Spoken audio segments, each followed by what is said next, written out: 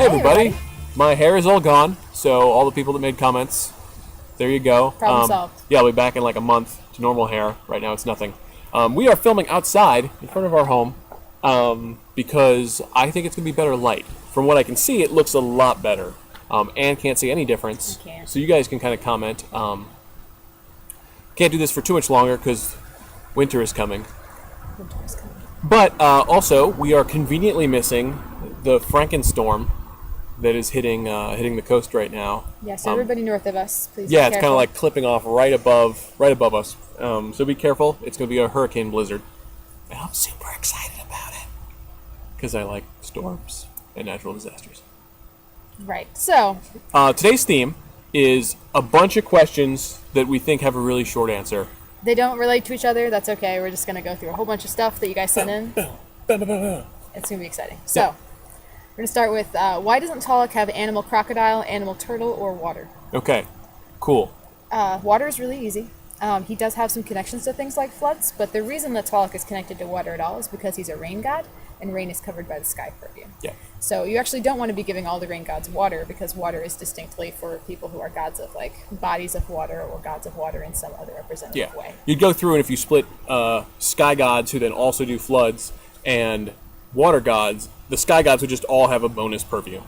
Yeah, they actually, they don't do the things that water gods do. They just happen to cause water to fall out of the sky because of rain. So it's not really the same thing. So he doesn't get water. The animals are a little bit harder because he does have obvious connotations of those animals. He has crocodile teeth. He shows up in some of his Mayan forms, with turtle shells.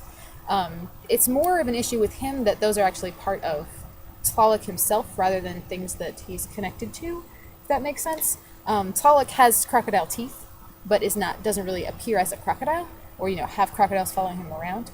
It's more that Tlaloc himself is a crazy monster creature, and they represent that by giving him crocodile teeth. Because that's the crazy monster. It's a tough thing. We've actually gone back and forth on it a few times. Because there are a lot of gods who have some of those features, but then because they're a monster, then they actually are those things. Can't think of one off the top of my head. But it's more, like, when we've talked about it, because, like, if Tlaloc has a Nawali, obviously it would be a crocodile, probably, or a turtle, or both. But he doesn't have that in a defined way in myth, the way that other people do. Like, he doesn't. And in a culture that's so much about the animal, and, like, how it's another part of you, and it's super strong, his is kind of the weakest. Yeah, so he probably has boons in those purviews. He just haven't had an avatar for them. Yeah, he's not the animal. Right. I think it's everything. Yeah, you probably can complain about it. I think it's more interesting if his kids have those animals as kind of like pieces of him, and like they can pick that up and be that really interesting, but I'm not sure that's something. Yeah, you saw it. You've seen in because we had Kedla, who was a Scion of Tlaloc. She had like very strong crocodile and turtle stuff going on in some of her stories, but she and Tlaloc both didn't actually have crocodile, and that was okay. It was still an interesting thing that happened. So, on to our next question. No, wait. No? First, we have to talk about how right now it looks like me and Anna are the same height. And that's not true. No. In order to put us both in frame, and I think this is working really well, this frame thing, I'm like down a hill from her. So we're doing the Lord of the Rings Hobbit thing, but in reverse. So we look like the same height. It's working really perfectly, but I'm like a foot taller than she is.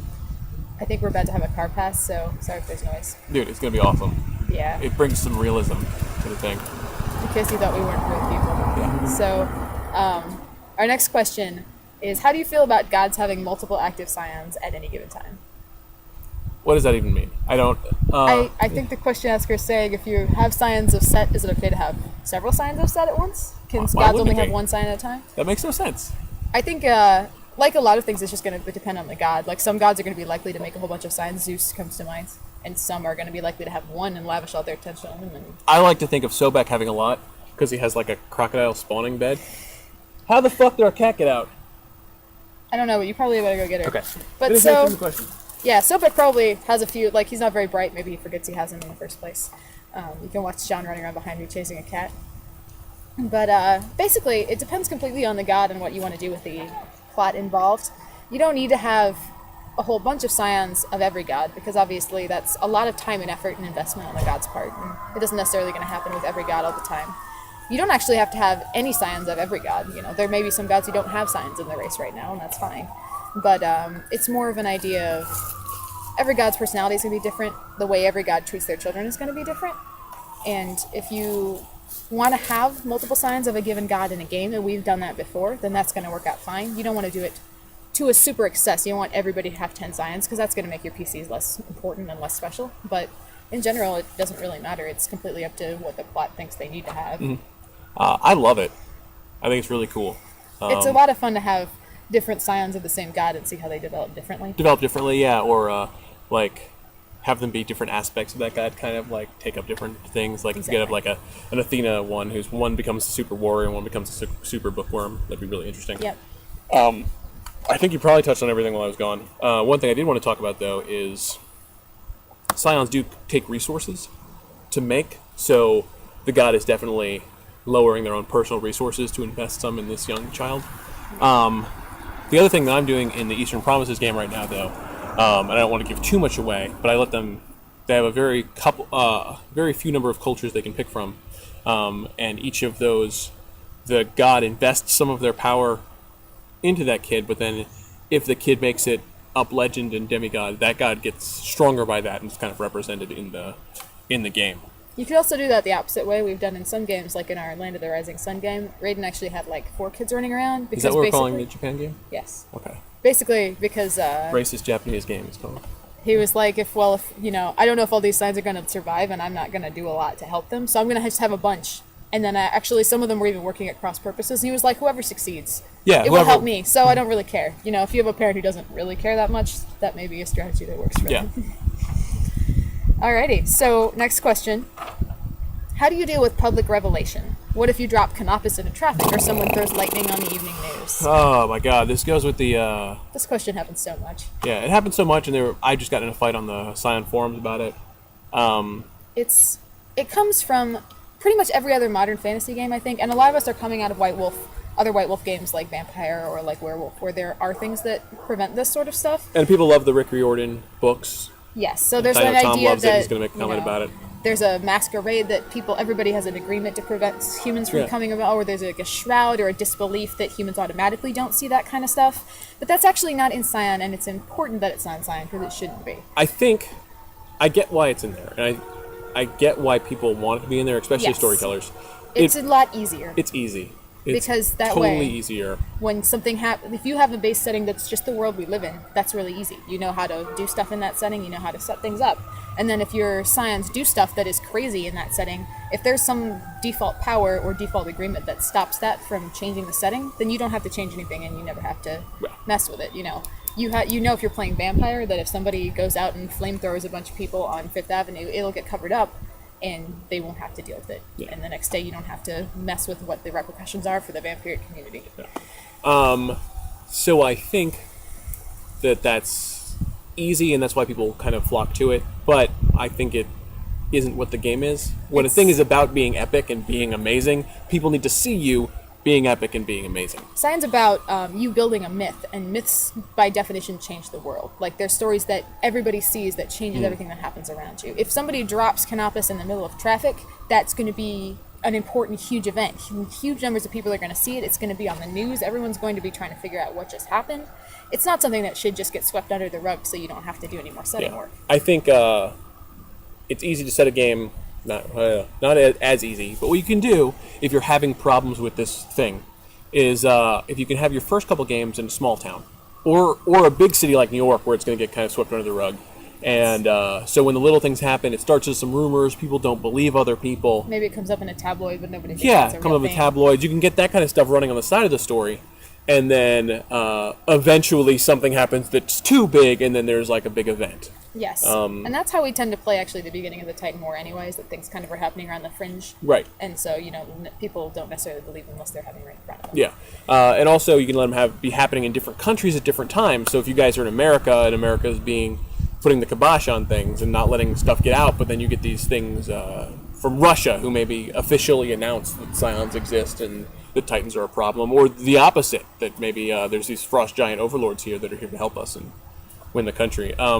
I think you get into dangerous territory, especially in a very modern game, with kind of allied forces or very strict government being able to crush Scions still at this point, right?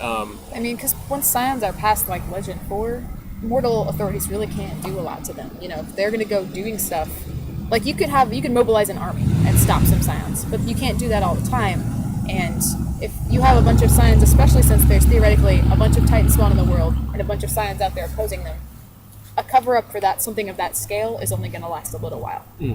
You can maybe do it early levels, especially when they're not very powerful, but by the time these Scions can, like, call down lightning storms and bullshit, it's not going to be a cover-up. But I think there's so much interesting stuff there. Like, the Scions can work with the law, work against the law. The Scions can be hunted, or there's a lot of story stuff. Yeah, and you can kind of keep stuff. All of that together. I had a huge fun time with it with the Sangria stuff going into that game. Stuff kept coming up. They built Legend, and I had a really good time with all. And it's an important part of the heroic canon that people see your deeds and know them, and that the world has changed because of it. If you had a masquerade that prevented people like Gilgamesh or Hercules from ever having what they did known, we wouldn't have their legends. They wouldn't matter. And your Scions should have that happen for them too. But I think all of that is right, and hiding it is kind of the antithesis of the game, which is why I can't be part of it. But I could also see a constructive PC maybe wanting to get that going. Yes. Maybe wanting to hide stuff, maybe wanting to keep stuff quiet, who could work with authorities and hide stuff and use maybe illusion or work through all that. And I think that could be really cool. Yeah, and I mean, you can have characters working on that in the game. Like magic and, Scion or Titan powers could still do that at a level that mortal authorities couldn't. Yeah. But it's not a default part of the game, and if you're going to do it, you should probably have a reason in the plot that those A mighty wind is hitting us. Yeah, we weren't expecting that. Sorry. I think it's going to be gone soon, but I don't know how it's affecting the mic. Or it's a hurricane. It's a blizzard. Next question. Okay. Next question. Who are the gods of Scotland? I wanted to throw this in here because it was a real quick I don't answer. fucking know. He doesn't know, but I do. It's Sounds actually dumb. a real quick answer, and it's kind of a disappointing answer, but the gods of Scotland are also the Tuatha De Danann. Boom! That's why I didn't know, because they don't exist. Yeah, Scotland actually, the whole British Isles area is basically the site of the religion of the ancient Celts that the Tuatha are the major gods of. There are no separate gods really for Scotland. There are separate folkloric figures. There are things like the Cailleach, which is the frosty ancient witch hag that might be considered deities, but then again might just be considered folklore. But there's no separate pantheon. Scotland doesn't have one, the same way England doesn't have one really. Those are all part of the Celtic lands, and they fall under the Celtic gods. So Scotland especially, you have stories there, that are basically just the stories of the Tuatha under slightly more Scottish names.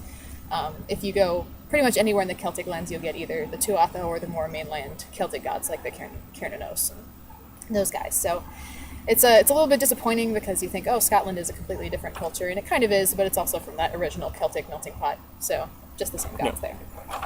Although you can always play them with a more Scottish flair if you have a Scottish PC or something. Sure. So our next question, let's see here. Got a bug.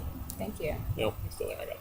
How do you handle a player who wants to father a new race of vampires? What kind of powers do you think they need? Were we saving this for last? Nope, you were saving magicians for last. Okay, you're right. And what about spawning other races of creatures like that? Okay. What? I don't like to squash people's ideas, but I don't know what a race of vampires means.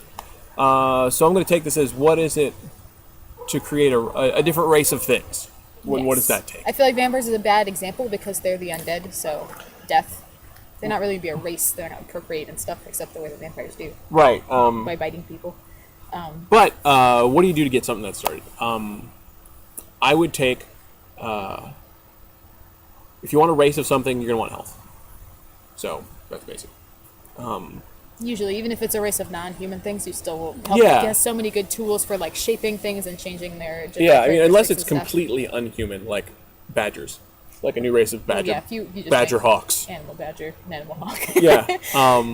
But if you want it to be a race of bear people, Jeff's players talked about that a lot. Do bear and health and magic to kind of seal the deal, make them a part of fate. Yeah. Create them, shape them, set them up to do what you want them to be doing, and then from that point, especially if they're legendary, they'll make their own way. If they're not, you can just guide them. Mm-hmm. I think he's asking about what kind of powers. I can't tell if this question is asking about powers that the player needs to create vampires or powers that vampires would have if you did. Okay, well, if you want to create vampires, I would say high-level death with some health and magic. We actually have, there's a boon in the game right now, Revenant, which is high-level death, which would let you create vampires. But I think he wants to create a race of vampires, so you want continually spawning vampires? Is that in reference? Did we stat that out? We didn't really address it. Vampires are in Scion as a form of Titan spawn that can spread their corruption by biting you. So, But they're the more classic vampires than the they're folkloric vampires as modern opposed vampires, to yeah. like kindred vampires. And most of the time in Scion we play things folklorically, but I could see something like that. Like for example, Gypsy Legend has the kind of living vampire that is living enough that he can knock up his wife and walk around in the sunlight. So did you guys read that part in our Titan write-up about the vampire watermelons? They're a real thing. They're real and they're thing. from gypsies, and they're fucking nuts. Yeah, if they you put them next to other watermelons, those watermelons die and become vampire watermelons, and it spreads through your crops. Bad shit. Pumpkins too. Yeah, the vampire pumpkins and squash, I believe. The big squashes. Yes. Okay. So, So race of vampires. If this is your question, and you want to in the comments talk about it some more. We can help with that, but I'm I think not really... you can create them with death already. If you want to create them and like give them special characteristics that are not normal vampire characteristics, I think that's something that you might need to work with. Like, I think it's so weird. A race of vampires, like there's such... Yeah, we're not sure what you mean. Yeah. I guess They're... because vampires are kind of by definition not a race because they're dead. Yeah. So, but if what I think you're asking is how do I create the Vampire the Masquerade vampires? Like how do I get a whole bunch of different races and clans and make them do stuff? And I think that would death, health, magic, and a lot of time, and kind of let them do their own thing. And yeah, I think you can definitely do that. You can do most things in Scion, but it's going to take some work and time. Yeah, you're going to have to ride hard on them, like Cain early on. Yeah. And then kind of let them go at some point. But otherwise, if you just create vampires and you don't make them do special things that differentiate them, they're just going to be normal vampires. Yeah. Okay. Alrighty, and our final question. Who is the top magician out of every magic god and goddess of the pantheons? Okay. I'm pulling for Odin, so it's the question asker. Everybody's always pulling for Odin Everybody's because he's a pulling cheater. Let's see. Let's start with pantheons, and we'll both give our opinion. Let's go with Norse. The Norse? Well, there's Loki and there's Odin, and Yeah. there's Freya. Okay. I think Loki is obviously better. Yeah, and I think you can't win Odin because Freya taught Odin how to use Yeah. magic, so she's obviously ahead of the game for him anyways. Yeah. But I think definitely Loki, because when there's a magic problem, It's he's the guy job they to get. fix Yeah. it. Yeah. It's not, Odin saying, well, I have enough magic, I'll handle it. It's, oh shit, this is the real problem. I guess we need Loki. Odin definitely has magic, but he uses his magic to do things like disguise himself and run around and do his bullshit rune stuff, and he kind of is ashamed of it because it's sort of ladylike. Yeah. And so Vagina magic. Loki is like the big, I'm the magician of this pantheon, I'm doing this shit. So I would definitely say Loki probably for the easier. Aztec. Tezcatlipoca. There's not really any competition there. No competition. Like, actually, there's like literally no competition. Literally no competition Yeah. almost. There, a lot of Aztec codices will call other gods magicians, but pretty much that's a result of them, because they're a Spaniard looking over their shoulders. when Yeah, they're that's writing it. Catholics being like, magic is evil and you do magic. Yeah, so they can't call them gods because that would be heresy, and there's actually, an inquisition right now for people that say that. So they call them magicians or they call them devils. So, but nobody is actually really a magician except for Tezcatlipoca, who's like the super magician. Yep. So he wins easily. Yep. Japan. Japan, do they have magicians? No. No magicians. They don't do much of that. Yeah. No, nothing. Nope. Okay. Hindu. Well. Ooh. Depends on your definition of magician. They're a funny lot of people. Like Right. the magician by magic, the only guy that has magic is Brahma, I think. No, I think it'd be the ladies, right? Oh yeah, I guess the Right. Devi. The Tri-Devi specifically Yes, is the all about Tridevi. the Yeah. magics. Because that whole idea of Shakti as the feminine energy that like changes the world and connects everything is like the closest Hindu analog kind of to magic. So Parvati. Parvati's definitely the manipulation queen. Yeah. So that's gonna be the first time I'm gonna probably vote for a woman for the rest of this. So enjoy it. Parvati. She's the terrible. Hindu magic person. You're terrible.